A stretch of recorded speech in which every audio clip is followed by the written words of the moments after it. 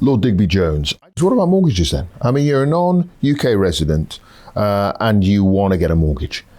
Is that much more difficult now as well? It is. If you are borrowing that money to facilitate an investment, so buy-to-let is a classic example. So you want to buy real estate in the UK and let it out.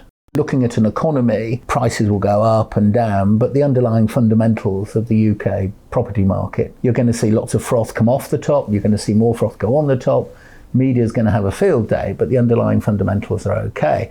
But the issue is, if you want to borrow to facilitate that investment, where do you get your debt to facilitate the asset acquisition? And in that respect, it's going to be far more difficult doing that in the UK for a UK asset if you intend to borrow it off a UK bank.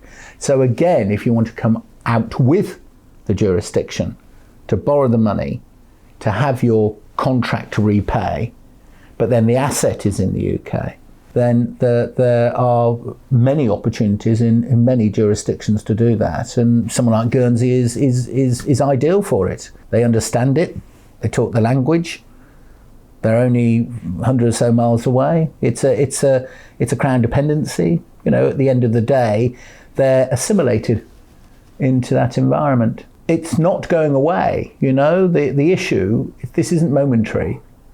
The issue is there to stay. And the challenge is, how do you do it so that you make it as easy as possible, that you acquire the asset you want, you understand how you get your income off that asset and how you remit it. And so a place like the UK as a place to do that is a good place to do it.